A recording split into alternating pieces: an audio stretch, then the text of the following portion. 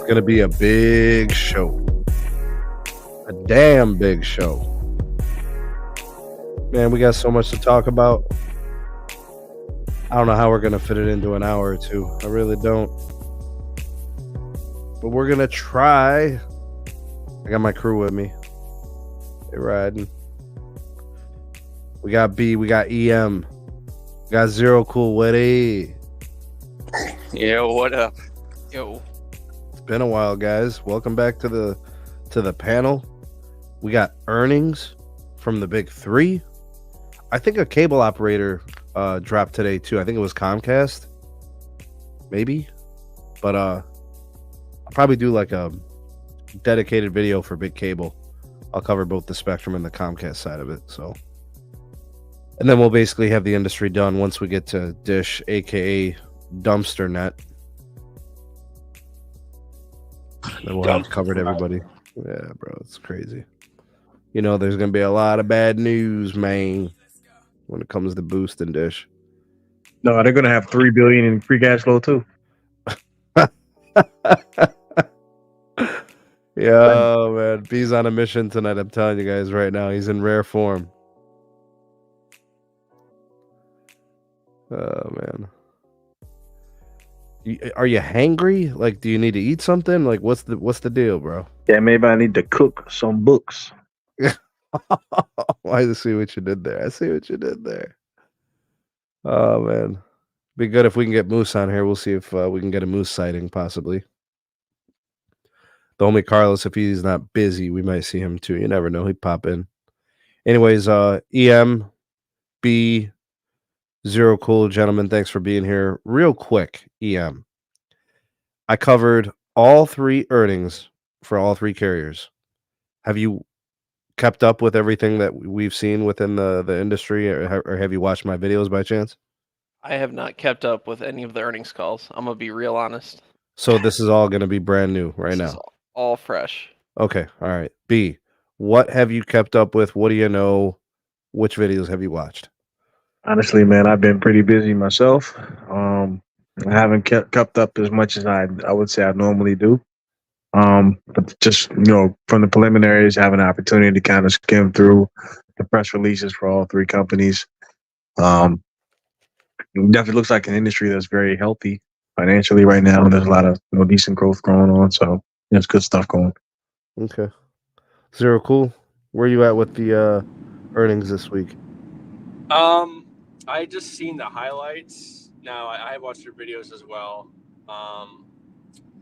So I'm actually in the car right now as well. So I apologize if I cut out or anything. But no, I think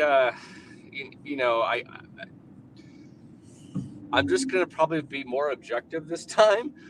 So I'm I think especially on the T-Mobile side. So, but they're making some good moves. Like the Delta partnership, stuff like that. So I'm excited to see what we got tonight. All right, good stuff, man. I say we just go in order in which the earnings were delivered. So that would put us with some combination of, I think it would be Verizon first, AT&T second, and then T-Mobile was today. So they were the third of the big three. All right, so let's go ahead and start with the Verizon stuff. I'm going to go ahead and put up the infographic that Verizon dropped with their earnings report. You guys can access this on the investor relations page if you want. You could probably get a lot of these numbers from a lot of the articles that were published this week. But, for the people that are at home or on the mobile side and they don't want to, sit there and pull up all these documents, we like to put something on the screen to show you guys what we're discussing and what we're talking about. So let's go ahead and do that. Let me see. Why can't I put up this? It's weird. I guess my configurations have changed on this. Let me see if I can switch, because right now, like, the windows are backwards. Let me see if I can change this, and then we can do our screen share.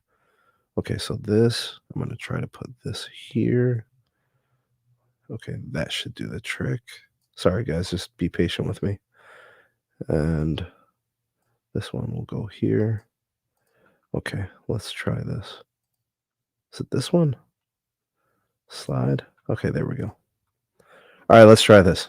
All right, there's our numbers for Verizon. And what I'll do is I'll get rid of us. So that way the infographic is a little bit larger. Obviously, you guys can pinch to zoom on your devices, or if you're watching this on desktop or whatever TV, it probably looks fantastic, right? All right, so Verizon's quarter, if I had to, kind of give it just a very, very brief description, financials were pretty good. With the consumer side, less losses than usual, and continued winning with respect to business, fixed wireless access, just broadband in general. So the numbers look good there.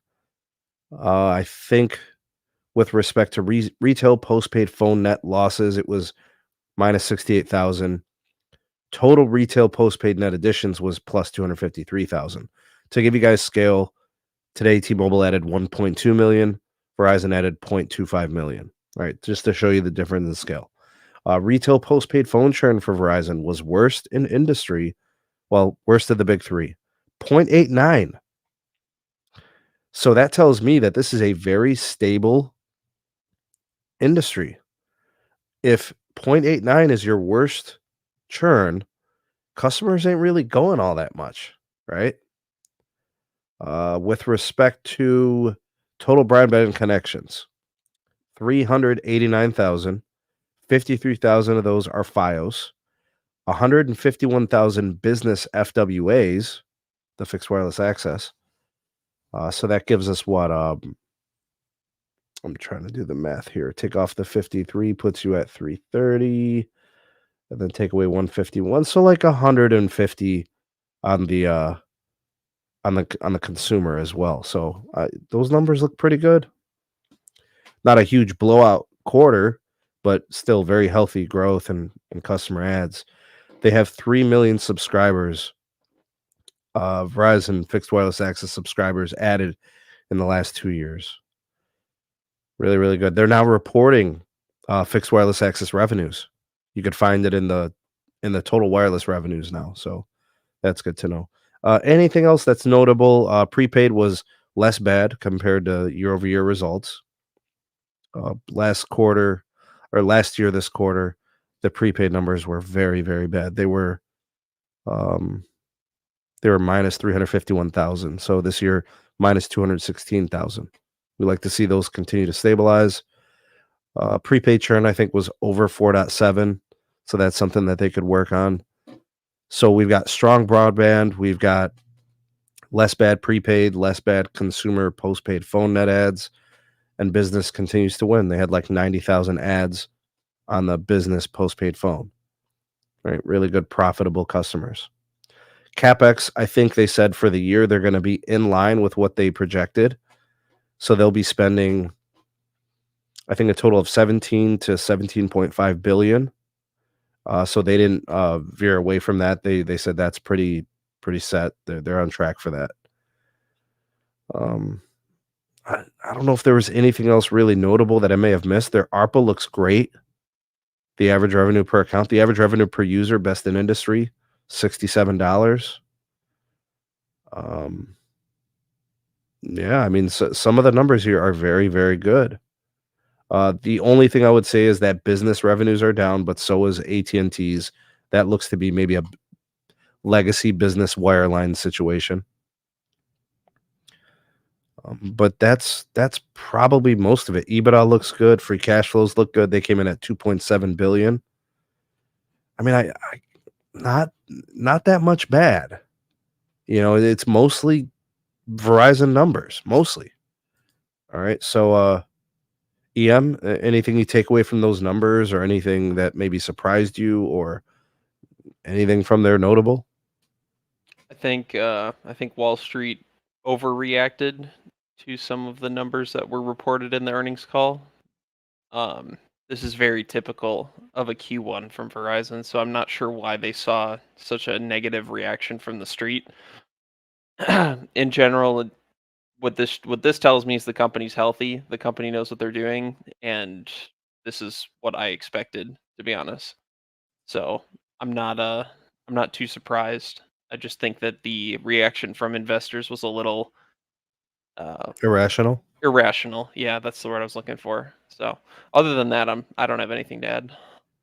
B, let me get you in on this. Anything surprised? Is it kind of business as usual? Those numbers in line with what you projected? Yeah, no surprise. Continued improvements in consumer. Business continues to lead the way. Prepaid is going to be what it is, but of course, that particular sector of the business is never going to propel Verizon. So, prepaid, you want to see it improve. That's good, but it's not really a big issue. Um, Broadband continues to be, a great story for that company. Um, Fixed wireless access and files continue to, do what they need to do. So they're doing well. And of course, from a financial standpoint, Verizon's still very profitable. So they're doing well. For a first quarter, just like EM said, it's typical Verizon. That's about what you can expect from that business. Um, I was impressed with the improvement in free cash flow. I think last year they were first quarter last year they were at 2.3. So to improve from 2.3 to 2.7 shows some pretty healthy, of course, continued revenue, top line revenue and whatnot, but also some disciplined spending as far as expense dollars and everything like that are concerned. So um, pretty good quarter from Verizon. All right. I do want to throw this out there before I get Zero Cool in here. There's a metric I wanted to make sure we mention, and that was the prediction. You remember when what do we call them? Smart money, right? The institutional investors, Moffett and those guys, and TD Cowen, they all projected Verizon to lose 200,000 postpaid phone net adds. They didn't. They lost 68,000. I thought Verizon was a little bit more promotionally active this Q1 than they were last year's Q1. So I thought that a lot of that was probably overstated. So I, for one, am happy to see it's less losses. I think Verizon was rewarded for their promotional activity, and I think it resonated with the market and people bought. And maybe, you could say, well, it's still negative in its losses, which is true. But I mean, they definitely kind of upset the market. The market said minus 200,000. They came in at minus 68,000. So I say that's a surprise to the upside. Zero Cool, anything else that you want to add to any of the numbers we discussed or kind of your takeaway from it? This is just again a typical Verizon quarter. Typical Gator shoes quarter, right? The only thing that I would like them to see do is improve their FWA. Okay, on the broadband side. All right, it's not where it should be, I don't think. Okay. What are you looking for? Is it one thing? Is it multiple things? Is it the plans? Is it the access? It's not the access. It's not the plans. It's the marketing, right? Okay. You want to see more aggressive, more active? It's that they're not doing anything innovative with it. Like T-Mobile just came out with their active and away plans, right? So, they need to do something remarkable, something that say, "Oh, it's going to be." They need a differentiator, right? They need to say something that says, "Oh, our marketing is not only just our network, but hey, our FWA product is the best." We don't really see that with the commercials, especially for business, right? I think T-Mobile is doing a lot better, but they need to do something better with FWA that sets them apart. I don't see it here. Do you think that because the numbers came in a little soft, that's why you feel that way? Because, I mean, quarters past, they've been adding 200 plus thousand, 300 plus thousand. That's not good enough. It's not good enough. It isn't. Verizon, being the number one carrier, then it's not good enough. You know why you're right, Zero Cool, is because C-band was expensive. And, I really do think that the fixed wireless access being that new revenue stream helps kind of recoup some of that investment, It does, but it could be more, that's So all. where is it? Where should it be? Where should it be? If 350,000 plus isn't good enough, where should it be? Because I mean, I don't think they've finished. I would like to see double that. So So where are the competitors with fixed wireless access? Steve, can you tell us? They're going to be a lot better. I just want to know. I just want to know what they are. AT&T added 125,000 All right. or 120,000, somewhere in there, 110 to 120, and then I think T-Mobile added 400,000. Come on. There we go. There we go. Yep. There we So go. 400,000 and 354,000. So a difference of less than 50,000, and they should. I don't understand. So one of those three carriers is about done with their mid-band rollout, and they were only able to account for an extra less than 50,000 ads, and you're saying that I don't understand. Well, look at the numbers here on Q1 23 versus Q1 24. You see a downward trend, right? For your Which metric, Zero Cool? I'm sorry. Let me wireless? Yes. Yeah, so it's down a little bit. You're looking at trend. It's not supposed to be like that. You're looking at 354 versus 393. It's less than doesn't matter. 50,000. That's Doesn't matter. I respectfully disagree. I certainly I respect your point, but I just disagree. Sure. That's okay. I don't separate fixed wireless and Fios. It's home broadband. Put them both together, just like for example, AT&T does the same thing with their AT&T fiber. It's home broadband. So okay, so it's 389 versus 437 year over year. Yeah, I mean, I don't think that's a huge decrease enough to say, this is disappointing. We're talking about a company that hasn't even finished their mid-band rollout, and they're neck and neck with the company that has. I mean, I don't know. We'll see what happens in the future, but it seems to me like VZ is taking their fair share. I don't see any reason for that to stop going forward, but we'll see what happens. I respect the opinion, though. I respect the opinion. That's a good point. I mean, it's pretty close. It is a little softer than last year, year over year.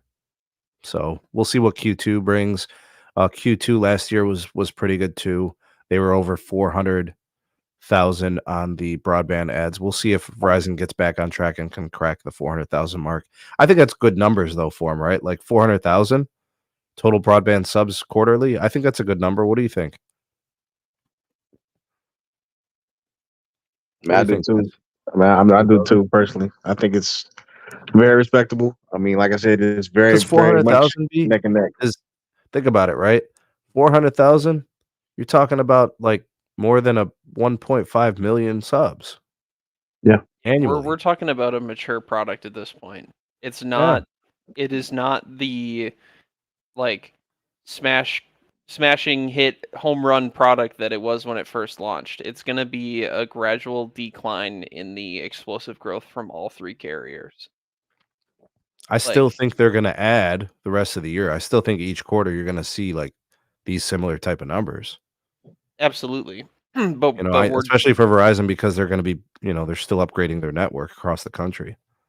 Quarter over quarter, you're going to see a decline in growth from T-Mobile and their FWA. I think Verizon and AT&T will be much more consistent. The real loser in this situation is cable. Let's be honest. Yeah, facts. Like that's going to be a topic of conversation for a future podcast, but they're hurting really bad because of this push from all three carriers. So I think regardless of what you think about the year-over-year numbers from Verizon, I still think it was a very respectable quarter from them. It seems to be pretty solid to me too. I agree. Cool. All right, let's go ahead and pull up the AT&T joint. All right, I was actually looking at the whole entire let me see if I can find it. Yeah, it's right here. I got the whole shebang. I was looking at even like some of the what do they call that, bro? Is it the 8K? I forget what it's called, man. That money document. Anyways, let me go ahead and share this tab. All right. AT&T Q1 2024 earnings. These numbers from AT&T, there's some pretty impressive stuff in here, man. There really is. All right, first quarter financials. Revenues at $30 billion. CapEx, they spent $3.8 billion. I think last year this time think it was 4.6 billion. So investors probably like the fact that there's a little bit of relaxation there. Free cash flow, 3.1 billion. So for the kids that are counting at home, Verizon was 2.7 billion, AT&T 3.1 billion. All right, so those are the financials that we kind of care about, because CapEx and money spent on the network all kind of going hand in hand. They are tracking 21 to 22 billion throughout the rest of the year for annual total. Postpaid phone, 349,000 ads. Industry best churn, 0.72. So Verizon was 0.89. AT&T absolutely left them in the dust at 0.72. That is not a small margin. That is a very large margin in postpaid. Okay, so what AT&T does with their every customer gets the best phone deal is absolutely still the bee's knees to the customer.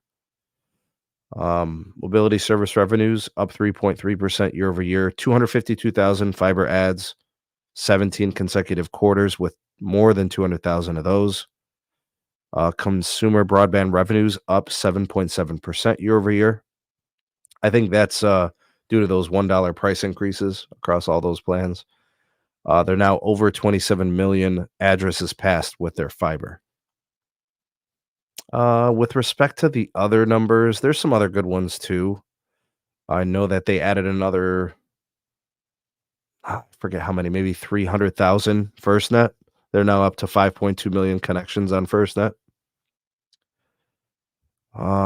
They paid down a little bit of debt. I think almost $500 million. Right. So again, it's one of those things where the investor's probably very happy. Oh, this was important. This was really important. They added $0.5 billion that they made off of DirecTV. Remember, they're 70% owners in that. They added that to the free cash flow. Aha. So, so I found that. Yes, I found that. So Verizon was at 2.7 billion organically through their wireless and wireline business. AT&T at 3.1 billion, but they used 0.5 billion from DirecTV profits. So that would be 2.6 billion. So their core business, we'll say, is 0.1 billion below Verizon's. God, I love it. I love it when they fudge the headlines, man. Cooking the books. Cooking the books. I love it. Hey, listen, your boy is always snooping around looking for this. Cooking the books. This is just like classic AT&T right there. Yes, it is. Cooking the books. But look at this though, right? A year ago quarter, they were at 1 billion. So what this did was this made them look like free cash flow gods to the investor. Right? To the uneducated investor. But I mean, going from 1 billion to 3.1, I mean, that is substantial, even to 2.6, right? 2 that is improvement. It is true. That is improvement. And it's good to see them getting their mojo back. Absolutely. It didn't really reflect in the stock price though, so whatever. Yeah. Don't even get me started. Yeah, I mean, it popped initially and then went down, kind of what happened to Verizon. Yeah, the market's been crazy. I don't know. Yeah. Let's take a look at some prepaid numbers. So postpaid churn phone was 0.72. Prepaid was 2.77. That's pretty good. It was 2.73 last year. So they're still like right there. Postpaid phone ARPU improved by about 52 cents. So they did improve that. I have a feeling at some point, with these best phone deals for everybody, they're going to say, if we were to relax this, our ARPU goes up $5-6 a month, a customer. So that, I mean, I don't know how long they plan on running that phone deal, but it is definitely the reason they grow. It's definitely the reason they add customers. EBITDA looks good. Broadband net adds, they had losses in non-fiber. They lost 197,000 customers non-fiber. They added 110,000 AT&T internet errors. So let's run that, right? Total broadband for Verizon. What did we say? Almost 400,000? AT&T was 170,000. That's 110,000 internet air. That's 252,000 fiber. and it's 197,000 DSL losses. Broadband ARPU in total is about $66. Fiber ARPU specifically, $68.61. Guys, they are they raise the ARPU in fiber every quarter.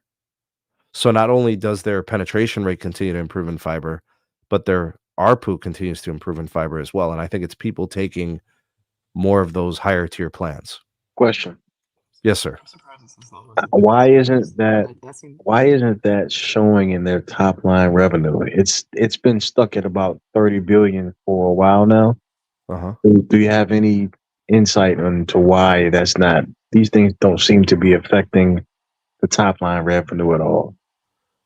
Well, so they separate revenues. So like here's broadband revenues. Agreed. That is up 7.8%, 7.7%.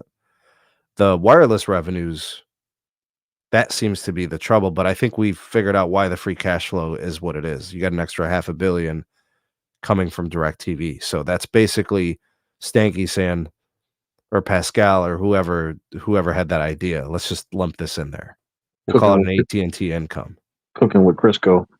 But and that's the thing, because it's not really, they're not running that business. They're just ownership in it. So why would they put it on an earnings report Because you're cooking the for books. the business that's not operating it? Because you're cooking the books. it sounds like it. What I'm surprised about is why the fiber. Max, can we get you to boost your audio? I got you on 200% on my side, and I can't get any louder.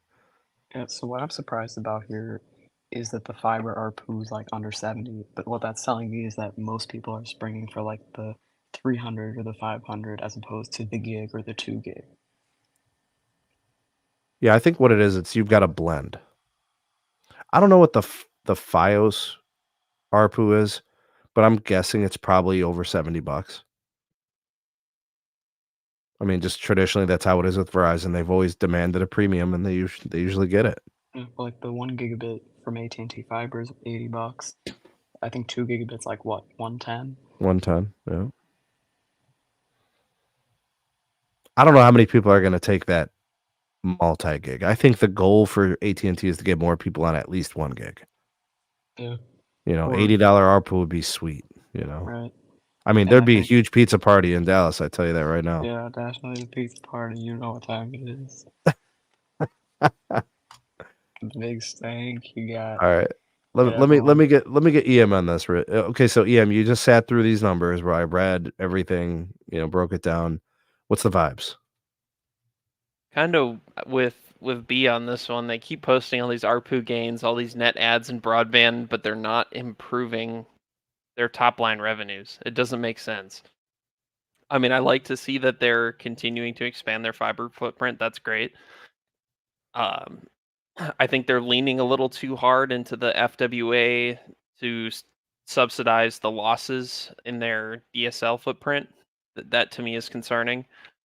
But they're not even pacing that, EM. They added 110 internet air, but lost what was the number on DSL? Like 197,000. Yeah. Yeah. So they're not even keeping pace. Yeah, and that's kind of my point. Is like they said for in multiple earnings calls prior to this one that it's going to be a catch. They called it the copper catch or whatever. Right. Yeah. Clearly it's not working. They're not spending enough money to continue to build out their C-band footprint. That's been very obvious as CapEx at 21 to 22 billion tracking for the year.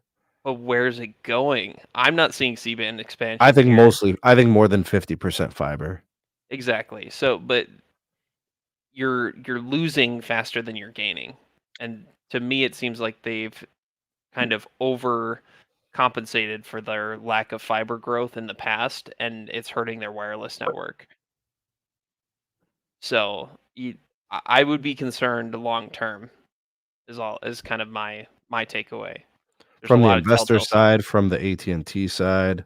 Both, really. I mean, clearly they're kind of trying to play catch up, and they're trying to put lipstick on a pig with their earnings calls, as is evident by their free cash flow manipulation with this investment from DirecTV or whatever. There's a lot of concerning things in here that aren't surface level that people need to be aware of. But I just That's don't just get it. me. They're doing all this Oh, fiber damn, stuff. the original. I'm coming in Who's hot saying? because I'm Oh, going after B on this one. oh shit. I'm going in hot. Okay, listen to me. Verizon total debt as of last quarter, and it's on page 6 of the presentation that they did. It's 152.9 billion. Okay. 152.9. 152.9. AT&T's debt, it's on page, where's this? 3 of their highlights, 132.8. Ladies and gentlemen, Verizon is in more debt than AT&T. So we got to stop talking about the BS. We got to stop talking about the debt. This is a very highly debted company that is trying to somehow make the case that fixed wireless is going to save their business. The facts are the facts, ladies and gentlemen, just like you guys have been saying for the past 25 minutes since I've been listening to you guys. But you guys are all wrong. I've been saying this for the past 2 years. Verizon is going to go down, and it is barely starting now. Okay? They are going to go down. They're eventually going to have to become a wholesaler because that's literally where their massive growth is coming from. And by the way, people that are not in tune to the market, the only reason why Verizon is so good in business wireless right now is because they are doing whatever it takes to get that sale, including getting into very dangerous financial practices.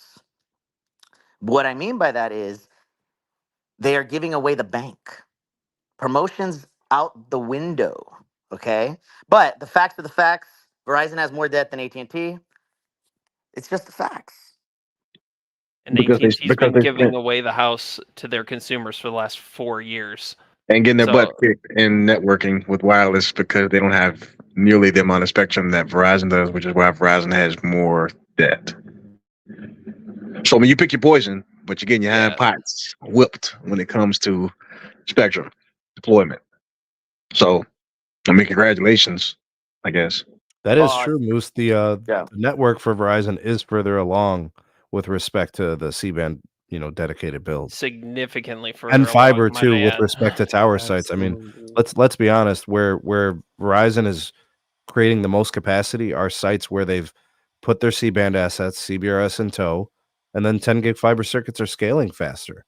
Not that AT&T won't get there, Moose, but as of right now, Verizon has made it a priority in all of their metros. I mean, 10 gig fiber circuits have scaled nicely. Yes, but there's a reason why they have been prioritized, Chacha. Of That's course, because there's a reason, but I'm just saying that they have, if that's their only growth is fixed wireless, then you That's their have core to business, Moose. if that's what what did I just say? If that's their only growth, they have to scale as quickly as possible so that they are nationwide as quickly as possible. But Okay, guess so what? Moose, let me ask you this. If you were running that company, what would you do right now that they're not doing? The first thing that they have to do if they want to have growth in consumer is open the pocketbook and reduce the prices on their plans. What? Because They're charging, their because prices are in line with everybody else. their prices are not in line. Because as soon as they have an issue financially, guess what they do? They increase the price. Raise prices. They raise the price. That's a fact. That's AT&T You can't didn't raise the refute price. that. AT&T didn't raise prices. T-Mobile didn't raise prices. I thought the entire industry said we're going to charge more. T-Mobile tried to do on a grandfather and look at the backlash. Fact or not fact? Their earnings don't tell me there's much backlash. I mean, they There did was it a pretty major well. backlash. Remember all the people crying and literally 20 million views on TikTok? I Remember when mean, they tried to do it? they They cried went all the back way to on the it bank. because They cried they all the way went to the no. bank. They Didn't didn't T-Mobile go execute back it. on it? Yeah, they didn't execute exactly. They didn't So execute so it. so so they didn't raise prices at all, is what you guys are saying. No, I T-Mobile didn't did raise not prices at all. say. I again, very surgical. Did they raise prices on the grandfathered legacy plans? No, because of the backlash. They wanted I to. didn't. Did I'm they not raise talking. price on the new plans? Yes, they That's did all I'm raise saying. price. So they No, no, raised no. prices. That is two different questions. What you're Yeah, asking but I because didn't ask any how many questions other how than many did they raise prices? people how many people are actually on the new plans on T-Mobile? compared to their base of all the legacy plans. Couldn't you Less say than the same half. thing about? Couldn't you say the same thing about the $4 increase on 5G Get More?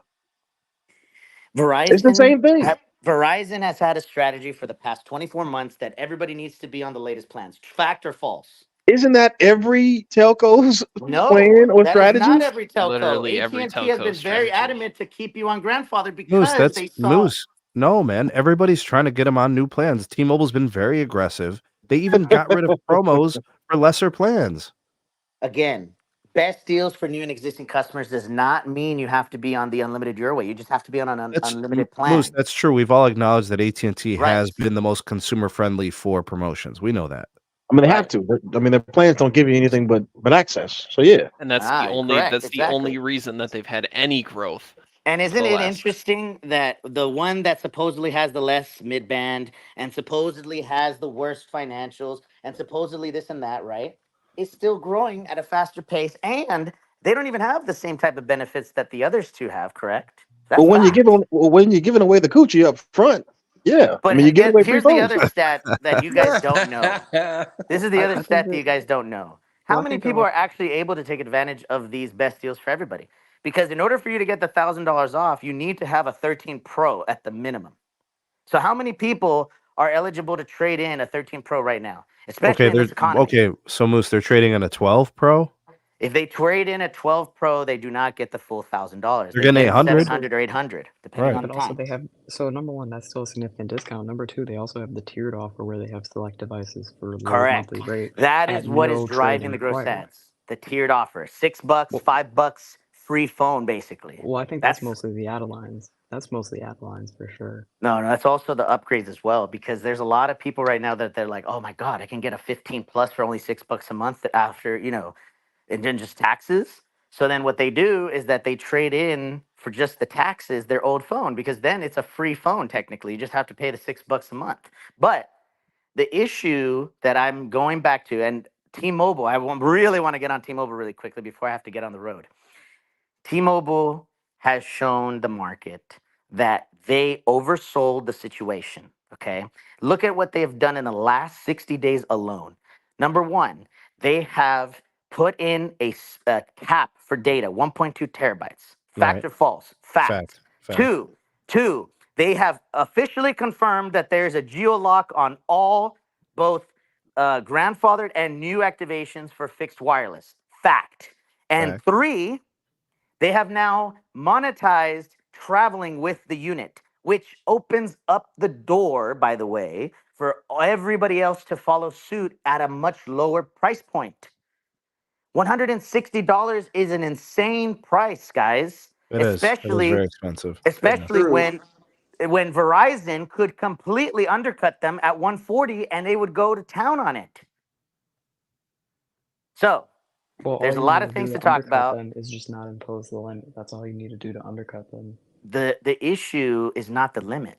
The issue was, and this is from internal sources at T-Mobile, they literally said in the beginning, it's a shotgun approach. Do whatever it takes in order to get these gross ads from the fixed wireless. I Okay? agree. They I saw literally the reps told the would. reps, no worries, you're not going to get reprimanded. Yep. Just put anybody and everybody, even if that cell site says that it's not, just work around, do the workaround, and then get it approved. And then now, guess what? Now they're going back on what they said 2, 3, 4 years ago, and now they're investigating every single rep that has done that workaround process because it's a code of business conduct violation, and they will be terminated. Okay, because they have oversold in the location to the point where they have completely saturated they've completely ran out of spectrum and they're not ready yet with the C band. Because guess what?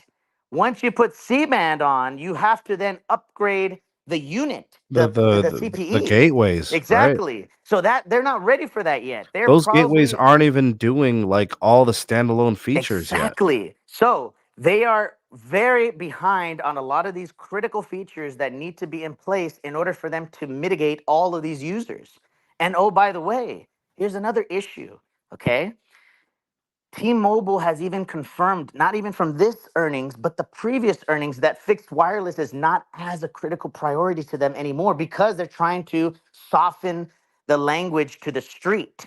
Because one of these days, we anticipate that it's going to be by the third quarter that T-Mobile is going to report less than 400,000, less than 300,000 net adds. Because guess what? With Less all than of these, 300,000? yes, because think about what I'm about to say.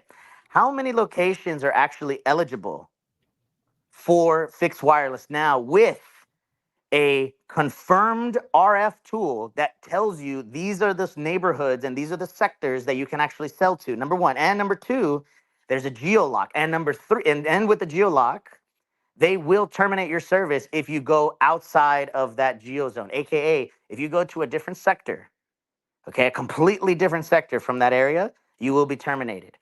Okay, they have every single right to do that now in the terms and conditions. And number three, of course, which is the big deterrence, True. 1.2 terabytes cap.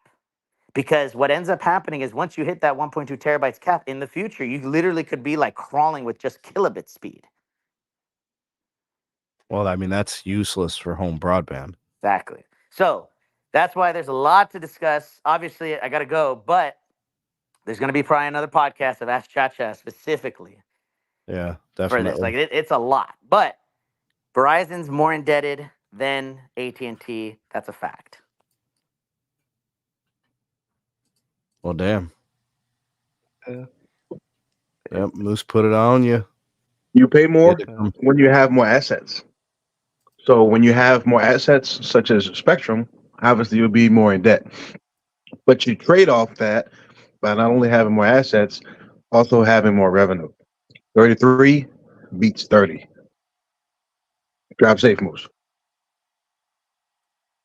Yeah, he well, and bounced. so like, and T-Mobile raised the prices of the home internet plans. It was like it started at 50 with no voice line or 30 with a premium one, and that went up by $10 for each one.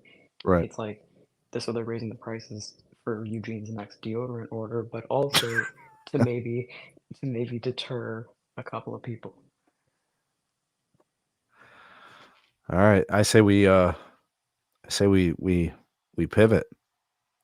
Let's do the T-Mobile piece. Oh, the songs. Let me say one piece on AT&T real quick. I think Oh, go I ahead. said before. I said before on the stream many times. I'll say it again. AT&T is playing the long game effectively, and they're killing it. So there we go. All right. So Solid. I watched part of the T-Mobile earnings call. I'm just gonna give like one or two things. So they were asked, once person asked about the ACP shutdown, and something interesting that I didn't expect was that they were saying they had very few prepaid Metro customers on the ACP and zero on postpaid.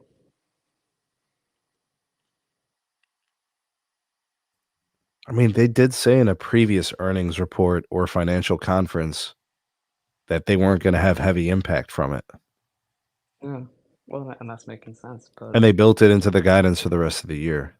yeah, but it's just weird because I remember late last year Metro was going hard, heavy hammering the $30 home internet or the $20 home internet with the ACP deal. Yeah. Yeah. I mean, But now I'm guessing they're going to have some other deal. right, well, it's still been 50 up to this point, but now they're giving out the gateway at a discounted price. And with Metro, if you're prepaid, you get the same gateway device, but you own it.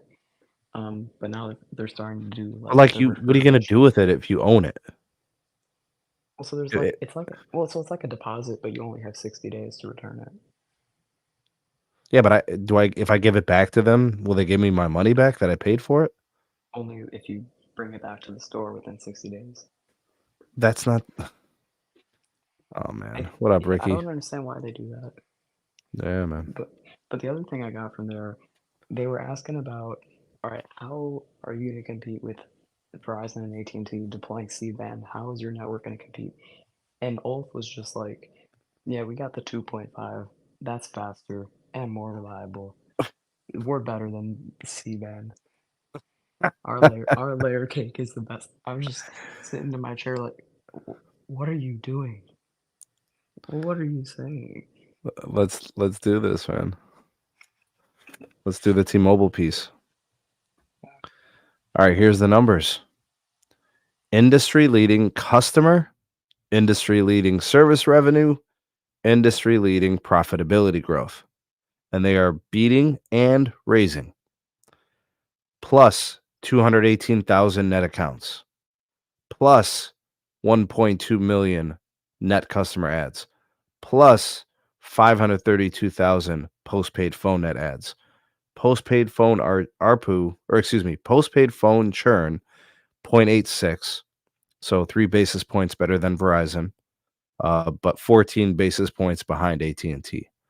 High-speed internet customer additions, 405,000. Listen carefully, guys. You notice how they're no longer reporting it as 5G home internet because now they're going to start selling fiber. They've officially crossed 5 million customers on their home internet services. Revenues increasing. Service revenues up 4% year over year. Postpaid service revenues up 6% year over year. Net income up 22% year over year. EBITDA is up 8% year over year. Free cash flow, $3.3 billion. That is up 39% year over year. Record high for a Q1. 95% of the 5G network traffic on mid-band spectrum. 85% of the 5G traffic carried on sites with all 3 spectrum layers. I want to talk about this. Okay, so what is layer cake? Does anybody know? It's 2.5, 1900, and 600, which is obviously superior to C-band. What did we used to think layer cake was? Neville's birthday. We used to think it was low band, mid band, millimeter wave. Apparently, we are wrong. T-Mobile has changed the rules. Layer cake is officially 600 megahertz, 1900 megahertz, and 2500 megahertz. It's crazy. Well, they've given up on millimeter wave basically because they sucked at it. Yep. So that's their layer cake. It's those, but I mean, they do have a lot of mid-band spectrum relative to their competition, right? So they've got what, probably 30 megahertz of PCS on average, 160 plus megahertz of N41 on average. They're probably what, 15 megahertz of N71 on average. Some places they got 20, 25, 30, because of, leases with like Columbia Capital and Comcast. Yep. Comcast. They got another 5 megahertz there. So yeah, man. Let's take a look at some of this other stuff here. Prepaid churn 2.75. That's actually, or no. Yeah. 2.75. That's 2 basis points better than AT&T and Cricket. They now have 121 million total customers. Postpaid phone. Do they give that total customers? No. They got 5.1 million T-Mobile home internet customers now. I was looking for something else. I thought maybe I'd find it. They're raising guidance on all the financials. They're projecting $17 billion free cash flow. That's going to put them in line with AT&T. AT&T is projecting 17 to 18 billion, I think. What's Verizon guiding? Does anybody know? Is it closer to 20 billion maybe? Which means they're going to have a bigger Q2, Q3, and Q4. So, wow. There's some other stuff. We got to start talking about these things, guys. I listened to the conference call or the earnings conference. The joint venture with EQT and purchasing Lumos, quote unquote, capital light model, is going to put T-Mobile with 3.5 million passings of fiber by 2028.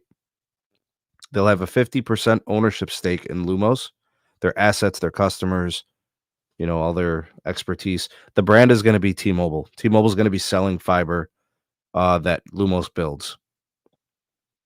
One of the quotes I thought was interesting, Mike Sievert, Sweaty Armpits, you guys know Eugene.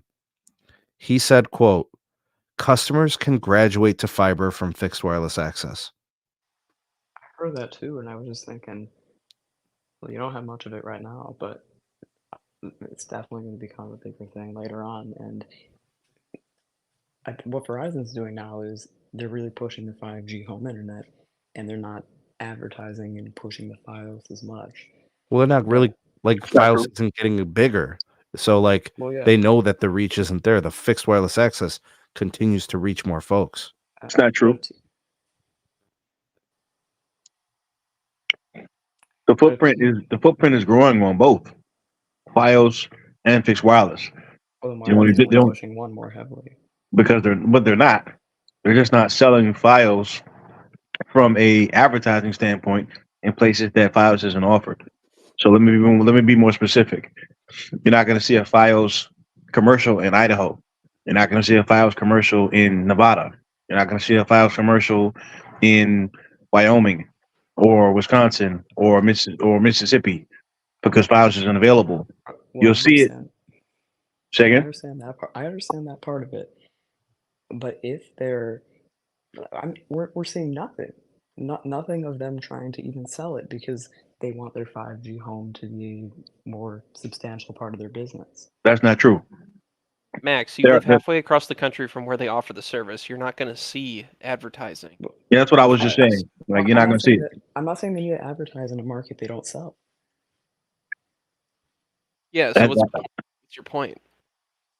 They're going to market the products where they have the ability to sell you that product in whatever area they can sell said product. What I was saying is T-Mobile's getting a bigger boost, right? Right now they're just reselling other people's fiber in a couple markets, but they need to do what AT&T's doing and pushing the fiber alongside the fixed wireless and sell both alongside each other, but make the fiber the bigger one where they have it available. I don't understand. I mean, the company. I see Fios commercials all the time. I see Fios pop up in internet advertisements as well, but they only offer it. Yeah, that's fine. That's fine. But I mean, they only offer Fios in 8 states in Washington D.C. Now, within those 8 states, the Fios footprint is growing. It's getting bigger, but it's not going to go outside of those 8 states and Washington D.C. at this time, based on what the company said. So, I mean, I don't know. I don't know how else to articulate that. What do you think of these numbers, B? What do you think of these numbers? Good quarter. 28% penetration rate for T fiber. That is the end game. 28% penetration rate. I would like to know more because where are those customers? Now that's if they say, for example, T-Mobile T5, whatever they call it, it's in New York City. Where? In New York City. Manhattan. All right, where in Manhattan? Manhattan's huge. Where? Yeah, pockets. Yeah. It's going to be pockets. It's going to be segments of towns. It's never even going to cover a full town. All right, so if they pass it, would you say 28 million? Would you say, Sneed? 3.5 million homes passed by 2028. All right, so what? I mean, all right, we'll see what happens. But as far as their quarter is concerned, you know, good quarter, I guess. You know, I still question some of the books, not just from them, T-Mobile, but also from AT&T. But healthy quarter. So, yo, Los, let me get Los in here real quick, Zero Cool, because he just popped in. Yep. And then you're next, Zero Cool. Los. Yeah. Do you think AT&T and or T-Mobile are cooking the books? What do you mean by cooking them? Like fudging them? Yeah. I would say more on T-Mobile because they're poaching their own prepaid customer. But would I say that about AT&T? No, not really. No, AT&T, I could say that's fair game. And you Zero know how Cool? I feel, and you know how I feel about AT&T too. I know you don't like those guys. Zero Cool, what's your take on the books, man? What do you think of those numbers? I mean, they're good. It's a good quarter for them as usual. Yeah, it's the 17 billion cash flow. We'll have to see if they keep that, if they keep their word on that. That's what I'm really interested in. No, so that's my second point. Number third point. Okay, so you guys gotta kind of think of this from a wireline perspective. With the 3.5 billion or million, whatever the frick, and Yeah. 2028. Guess who owns all the poles? It's AT&T. It's Charter. It's Comcast. It's Verizon. Okay, you have to have access to that. They have what's called a first right refusal. Okay, so I don't know how they're. I really don't know how they're coming up with that number. I don't think they're going to go into those territories where they know the other guys aren't going to play nice. Power company's going to own the poles. You're going to have to, if Yeah. you want to build somewhere, you're going to have to bury it. It's going to cost you 3 times as much. Right, exactly. Like, come on. I think 3.5 million is a very, very That's a unrealistic stretch. number. Huge, Too aggressive? stretch. Oh yes, there's no. They're just starting off. How the heck are they going to gain? But do we know? Do we know T-Mobile to lie about their projections? I mean, they seem to hit the numbers. Yes. And their budget and their guidance for Yeah, but CapEx. but here's the thing: they beat, then they guide up. They beat, then they guide up. They beat, then they guide up. I mean, really? Yeah, but hold on. But Steve, that's actually when they beat and guide up like that. They're actually what they're doing is kind of like they're shooting for a note, like a. You're basically saying they're sandbagging it. Yes, every freaking time, and it's Sprint used to do that. T-Mobile just took. Yeah, they're sandbagging every quarter. I mean, it's working, but come on now. Like if you're gonna, they're never gonna shoot it straight when it comes to their numbers. I don't know, man. They every time they said they were going to do something, they hit it and then raised. That may be true for some metrics, but it's not. You can't just because some metrics are true doesn't necessarily that doesn't mean that others are true, and also doesn't that doesn't achieve the expected outcome as well. Just like how we were talking about before about the network evolution, their layer cake. If you say you're gonna do your millimeter wave, but you flop on that, but you still call it a layer cake? That's not a layered cake anymore. It's just a cake. So for reference, this is the existing Lumos footprint, according to the FCC. What is that, like 3? Is that like 3 counties? Barely. Is that for the whole U.S., Ian? Yes, this is all they have. This is exactly my point, guys. Okay, you have to own the infrastructure. You have to own the poles. There's no way on God's green earth that they're going to get to that number by 2028 unless another acquisition happens. That'll be the only way. This is AT&T's fiber footprint for perspective. There you go. Enough said. This is Verizon's. Do Verizon just to keep it 100. Mm-hmm. So, and you're talking about covering a significantly denser population in this area. Yeah, it's a very deep build for Fios. So where they are, they're very deep. So if you're talking about getting from this to 3.5 million addresses passed, and then have a penetration of over what did they say, 28%? 28% in less than 4 years. No. Like the math ain't mathin'. I'm sorry. Yeah, there's no way in hell that's gonna happen. No way. Now, unless another acquisition happens, if they buy up, let's say Lumen, they could buy up Lumen, they could buy up CenturyLink, then I could see something possibly happen. But okay, so we have to reiterate this before we start the speculation about fiber. Before we start speculating any of this wireline stuff, I counted how many times Eugene said capital light. He said it 9 times. They are making it very clear to the investor they will never go in heavy on anything fiber, anything wireline, anything home broadband. Everything that they say, I hear baby steps. I hear we're learning. I hear we're understanding. We're trying to figure things out. Capital light, responsible fiscally, blah, blah, blah. You can't do fiber in those characteristics. You see what I'm saying? Like, we just talked about 3.5 million passings and what it would take. Right.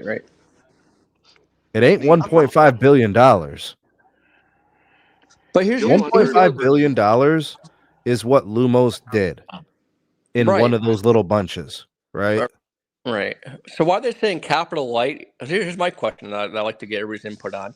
Why are they saying capital light when they're going to say they're going to guide up for 17 billion in capex? Share buybacks, and now they pay a dividend. It's messed And up. let's not forget their core business is wireless. They have to deploy C-band and DoD. There are places where their network is starting to feel the pinch. They have There are- incredible market share in some of those big metros. They're deploying millimeter wave in Chicago, allegedly, with the 300 megahertz of millimeter wave spectrum they own. Like clearly they're seeing the pinch from their existing holdings. Hey, big shout out to the Speed Test channel, the first super chat of the night. Verizon just won $78 million in rural PA for expansion of Fios in their DSL footprint. They are aggressively expanding fiber Fios builds for the first time in a while. Like to Yeah, see maybe it. we got to start looking at Fios a little bit different, shouldn't we? I think, as always, my what I opinion on think. Fios is the limitation of the geography. They don't reach enough of the geographical US. That is their biggest downfall. And that's where T-Mobile is actually going to win. That's their ALEC footprint, though. There's not really anything Verizon can do about that. That's their footprint. That's what the government gave them after the Mobile split. I mean, I don't know. I don't know, guys. Well, they sold a significant portion of that ILEC footprint 15 years ago.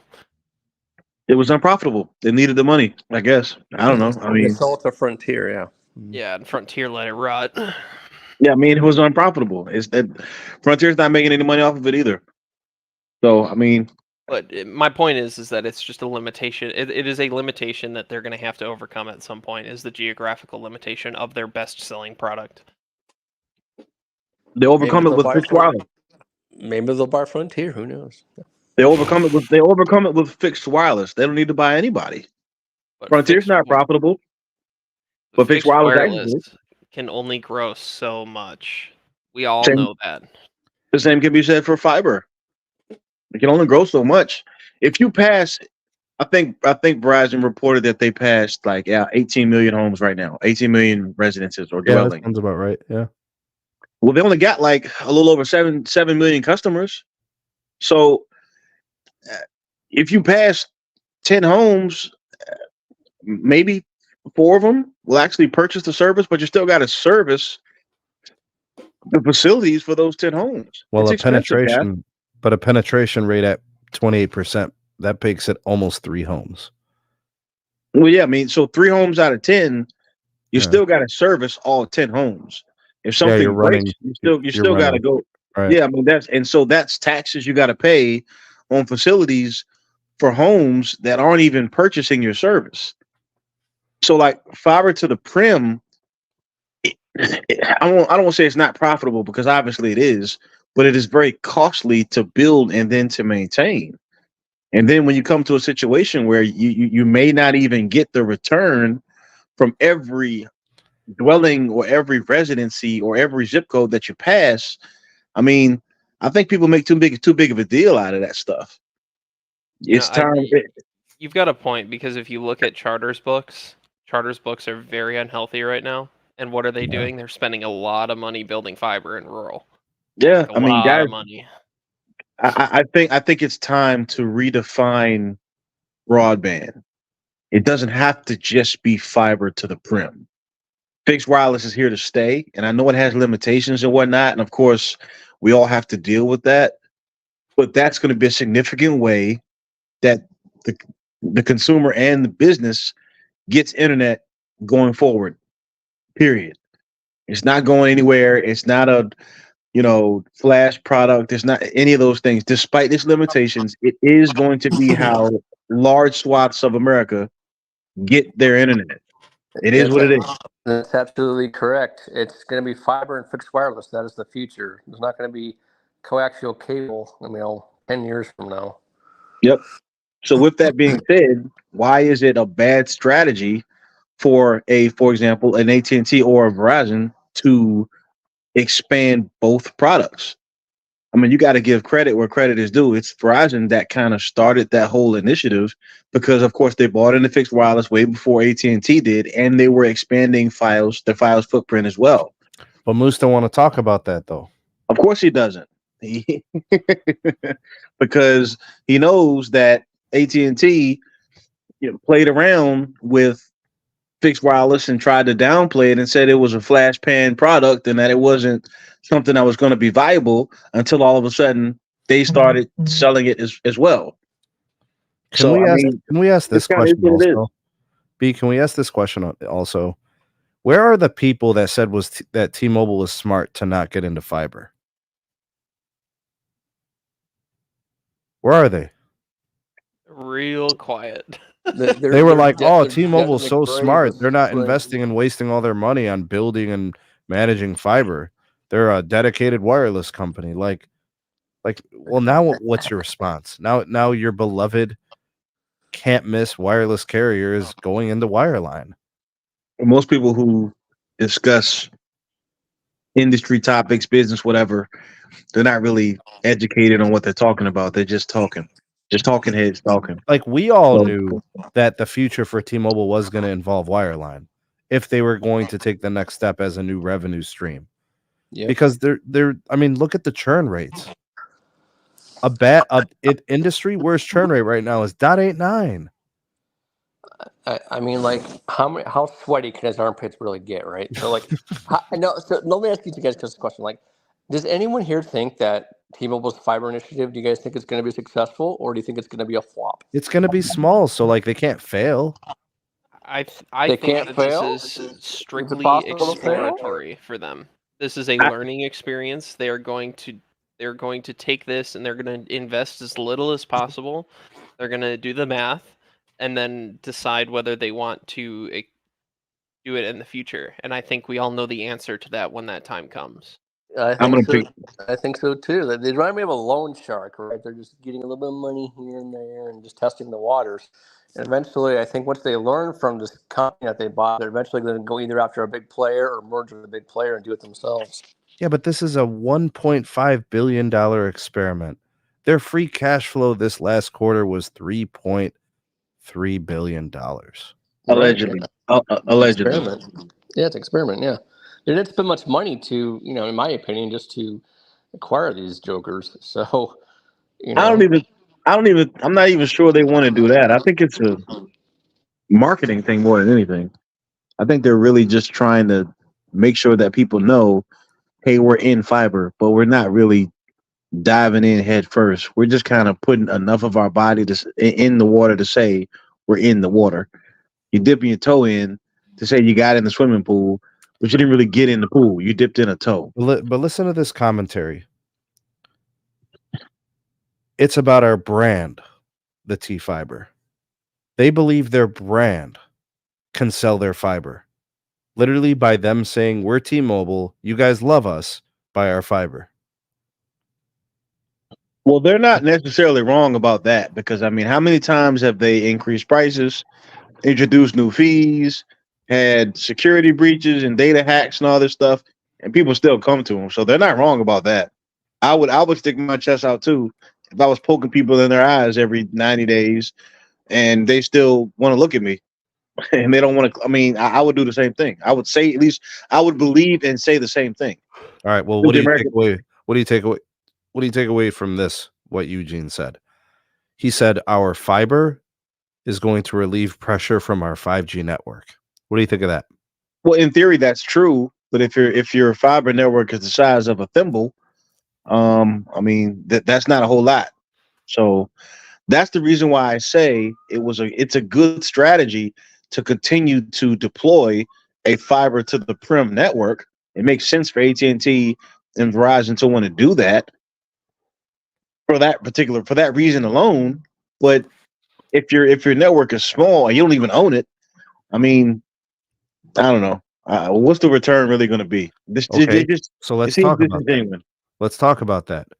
One of the investor calls that came in, I think it was the guy from JP Morgan. He said, is this fiber venture, this joint venture, worth the brain damage? and Eugene danced around and pranced around. You know how he loves to do that shit. He said this is going to cost us $500 a passing. B, in your personal opinion, what do you think of that cost per passing? Ha! We'll see. Okay, so you have doubts on that number. I absolutely do. Okay, If they can get it done for $500, they are the new industry experts. Wow. EM, let me get you in on this. Eugene answered the brain damage question by saying $500 a passing. What's your take? I think he has something special before he went and attended that investors call, because that is insane. Like you, What is whatever's a more realistic estimate, do you think, for a build in 2025, 6, 7, 8 on a passing? couple $1,000s a passing, at least. That's absolutely correct. So actually, not to get into too specifics, but I do run the numbers for that, right? It's at least 2,000 to 3,000. Okay. I I think that they're maybe implying that they'd run, have this Nobody joint pushed back fiber Zero venture. Cool. Nobody had a follow-up question or anything. He's just like 500 and we're cool. We're good. What are they going to do? They want to run the fiber with Christmas lights? Is that their plan?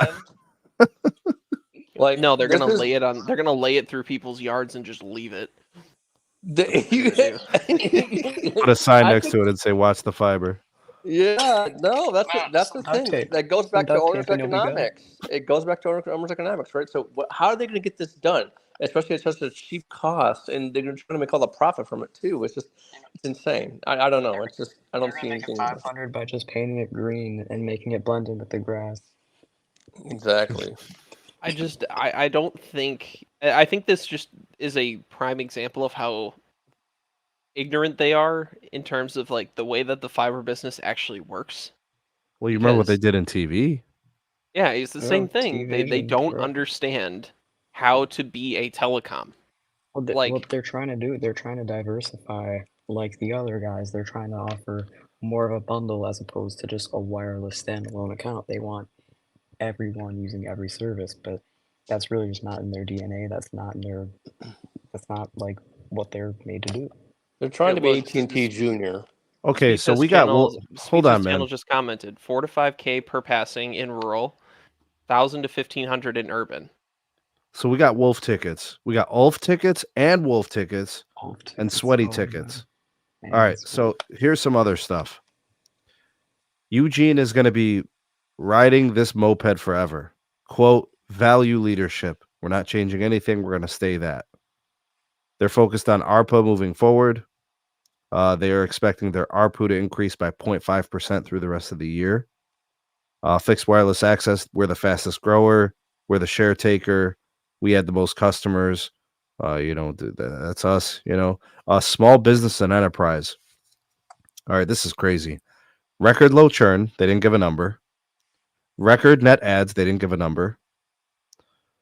They are no longer the price negotiating chip. We take share. Quote, we fix connectivity problems. And we're not just the price leader anymore. A very different T-Mobile than what we're used to. Yeah. So Delta Airlines, 60,000 lines, bro. Nice. You can't tell me that they weren't the price leader in that contract. I don't buy it. I feel like they still have to be. I really They have do. to be 100%. Yeah. T-Mobile for Business has been churning customers left and right for years. They had that like Ultimate Plus for iPhone plan that gave you it's like $50 a line, and it was just the bee's knees. It was just free iPhone, like Apple Business Essentials tools, like 200 gigs of hotspot. And then no one wants it for $50 a line. No one wants it. Yeah, I refuse to buy that they aren't the price leader in business. Like, you may not be the price player in consumer Well, they literally anymore, said but we in solve business, connectivity problems. They're basically saying we're the tech company. They're choosing us because of our tech. what tech?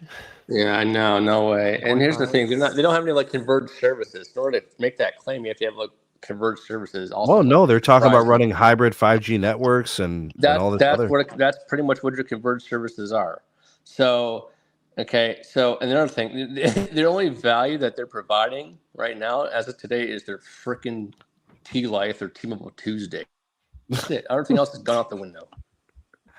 Screw them. They're not investing into private 5G networks. They're not investing into business. They're not investing into enterprise, government. Like, I don't see how they're they said solving that they any have those connectivity accounts. problem. They Well, said They said that they're doing. I don't know. They said they're doing something with the Air Force. they they they said this. I don't know, Sneed, if you caught it too, where the Bank of America investor was sweating them, and you saw how he was dodging the questions about the free lines and all that stuff. They were Yeah. dodging them.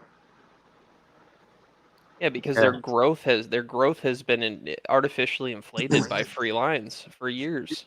Yeah, no more free lines. And it They reduces actually their asked. ARPU. So they asked them about the free lines, Los, right? And they said Yeah. the same thing. They said the This free lines age is old. He said something the about this age old. age old question or whatever. Yeah. He said we don't do first lines for free. We only allow free lines to the deeper relationship based accounts. So basically, if you have 5, 6, 7, 8 lines, you can get a free line or two. Yeah. But isn't it like third line free? Well, bro, there's that he did say too that they're exploring options. Like because of how they want to increase the how do you call it, profits. Their rumor, they kind of threw a little thing there about price increase possible later on in the future, which I'm thinking probably into Q2, Q3 you'll see a price increase. Carlos, that's not possible. They have the guaranteed price lock. Such a thing would never happen. Guaranteed price lock. Read the terms and conditions to the guaranteed price lock. Subject to change at any time. Yeah, Come on, bro. You're too telling me you're buying into those wolf tickets too, No, bro? No, that's what he's so- saying. That's what he's saying. Oh, okay. My bad, Max. My bad. Yeah, he's with you. You guys are Yeah. reading from the Carlos, same you've been book. Yeah. liking those. You've been liking those $1 Panda Express bowls. Yeah. Jesus. All right, here's the last thing. So the whole call went on, right? There wasn't a single question about the network until like the last 5 minutes. And then Ulf and Eugene went on some like diatribe for like 10 minutes, bro. And everybody was just like, what the hell's going on right now? Yeah. Wolf was crazy talking about He said our 2.5 is better than their C-man. Yeah, he said our speeds are double compared to our baseline competitor. He said our layer cake is like the ultimate or whatever. He talked about like the 3 5G bands. He said him and Eugene said we're 2 years ahead of the competition. Yeah. I mean, so why can't my calls be reliable? All the Ulf tickets. It's a density issue now, right? That's what they have to. Okay, hold on, Now. Zero Cool. We got to talk about this. Ulf literally said our network was built on a mid-band grid. So you saying they have to densify? Yeah. So Verizon was built on a band 13 grid outside of metros. yeah, but here's the thing. So what does that mean? T-Mobile's was built on a grid of 150 megahertz? It's the well, no. It's the what that means is what I interpret that to mean, at least in my eyes, is that they're 2.5. What they used to do, right? They put a tower every freaking 5 or 10 miles. Now they're tightening up the tower grid. They need to do more of it.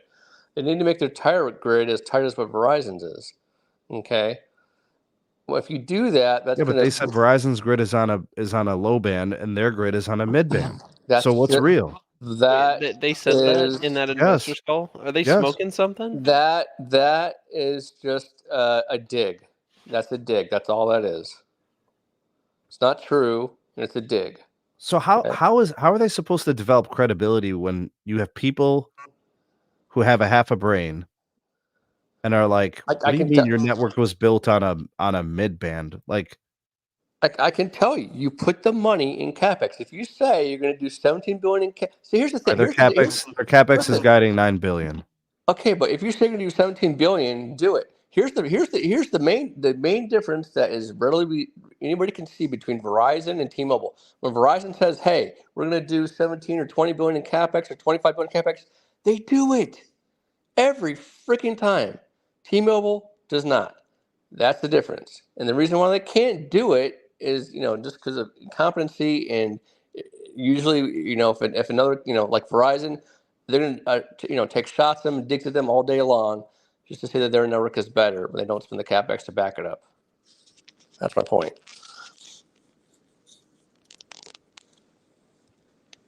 Eugene needs more axe body spray. He's going to have to, he's going to need it. He's going to need it. Okay, so how about this one? The next comment was in regards to Sprint, aka Dish 800 megahertz. It is officially under auction. They might end up back with it, but they feel pretty good. They expect it to reach the reserve price. This will give them some cash on hand. I don't know, so a little bit of money. Salute to the brother. 2 phones for free. And we also got an update on Mint and Ultra Mobile. May 1st, they're expecting that deal to close. They're basically saying the deal has been approved. The FCC has given their blessings. I think T-Mobile has agreed to the phone unlocking thing. And that's it.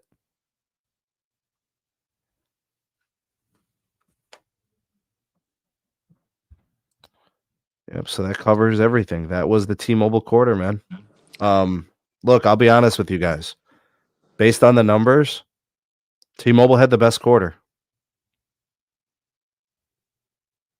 Yeah, based on the numbers, T-Mobile had the best quarter. I'll put AT&T second best, and I'll put Verizon a distant third. I mean, the way T-Mobile tells the story, there's not a single flaw in their game. AT&T was mostly good. Verizon had multiple things that they have to fix and improve. Verizon looks like the odd man out. They are a clear third place with respect to the earnings reports. I don't know how you guys see it. Maybe I'm wrong. Maybe you see it differently, but have at it. No, you're right. I mean, like I said earlier, right? They have to be doing the FW game better than T-Mobile. Why aren't they doing it better? They're always number one in everything. Okay, that's a huge, huge problem. Why are they having, some postpaid issues? It ain't supposed to happen. Go ahead, Max. Also, the point that I was trying to make that I could poorly articulate was that basically, yes, I'm sure they're marketing the fiber where they have it available and they're expanding it, but really they want to do the fixed wireless because that's where, if you got cell towers, if you got N77, as Keon, defender of the armpits would say, you got all the beans. you got all the beans if you got Verizon fixed wireless and a tower with N77. And you can bet, Verizon's got more debt than AT&T. How much of that do you think went into fiber? Really? Do you think that went into fiber? No, because they want to put more into fixed wireless. But what I wanted to get out of the T-Mobile part of that, which again, I admittedly articulated poorly, was that if T-Mobile is trying to do what they're saying they're trying to do with fiber and, trying to control the amount of new customers they get with their fixed wireless, then they're going to have to put as much, if not more, into the fiber, but only to get less out of it because no one sees T-Mobile as really a big fiber internet company. We learned a lot tonight about T-Mobile. With respect to their earnings call, we learned about their fiber aspirations. We learned the official announcement about their fiber joint venture and that 50% stake in Lumos. We learned a lot about what they're going to be doing with that product, what it means to their company. What do we learn about AT&T? They're doing much better financially today than they were a year ago. They're probably laying off a lot of folks. What else did we learn with respect to Verizon? I think Verizon just continues to follow their plan. They are not gonna change. I did a YouTube short like at least 2 years ago, if not 3 or 4 years ago. I'll find it for you guys. It has like 90,000 views. Ton of views. Because I remember I said distinctly. Verizon will never change. And it's true. They have a plan, they have a process, and they're not going to deviate from it, and they're going to stick to it. Because what I've learned, and I had this conversation with a personal friend earlier, Verizon is hell bent on getting more out of their existing customer base. When they created my plan, they were talking to and listening to their customers. They were not talking and listening to AT&T customers. They weren't talking and listening to T-Mobile customers. They definitely weren't talking to cable customers. They made my plan because they just wanted to give their customers a way that they liked. And it shows in the net ads. They are not in play through their Verizon brand for AT&T and T-Mobile customers. Sure, some customers leave T-Mobile and AT&T for Verizon, but the number based on churn rates must be very low. So I remember when they were running that promotion that we were all praising about the free iPhone 15 Pro, the free iPad, and the free Apple Watch all together. Yeah, it's a great promotion. Right. Well, so that's gone now. But at one point, I think in its dawn, it was available for new and existing customers as long as you had a new line on Unlimited Ultimate. And then I think they made it only for new customers at one point before they shuttered it. But the point is, they were trying to cater to the existing customer that's got, and they would let you trade in any iPhone in any condition. So you got a busted iPhone 8 that's barely holding together. Get a new 15 Pro, some other Apple stuff, as long as you made that move to the Unlimited Ultimate. AT&T's playing ball for new customers. Their existing and their new customers. T-Mobile obviously takes share. Verizon is the only company that is not trying to get new customers through their postpaid brand. Through Visible, through prepaid, through TracFone. I mean, they're competitively priced and they have good unlimited offers. But those brands don't have panache and they don't have notoriety and they're not recognizable. The Verizon brand is recognizable and Verizon isn't talking to those customers. They're not talking to the switcher. They're not talking to the transient customer. Sneed, don't even get me started with this, bro, with Verizon right now. Tell them what they just did to you, Los. I literally just got an email saying that my watch line is going from $10 to $15. Because $15 for a watch is realistic, right? Like that's Yeah. bro, that's so excessive. I would never pay $15 for a watch line. Bro, it's yes, but I can go to Visible and get Visible Plus, and the watch line is free with unlimited data. So let me ask you this, Los. If I get Verizon's best postpaid plan, they won't let me have a connected watch for $5? No, it's 10 now. With Visible, Bro, it's how many gigs of data is it, Los? Like 0.4 gigs? Bro, I'm lucky in my watch, even when I use it to go running when I don't bring my phone and I just bring the AirPods in my watch. I'm lucky if in that month, bro, I'll use like 0.3 of a gig, dude. So it's a quarter gig on average. Yeah. And they want to charge $15. No, since I'm on a legacy plan, yep, it's 15 What's bucks. T-Mobile charging? That's if I have auto pay. What's T-Mobile charging? T-Mobile's charging, I think, the same, 15 or 20. So they're just matching the market. Okay, got you. So it's crazy. And then, but if you want the 100 meg plan, it's $5. Now, when it with hits 100 T-Mobile. meg, what happens? No more connection? No more connection. What's AT&T charging for a watch? AT&T, I think it's $5 or $10.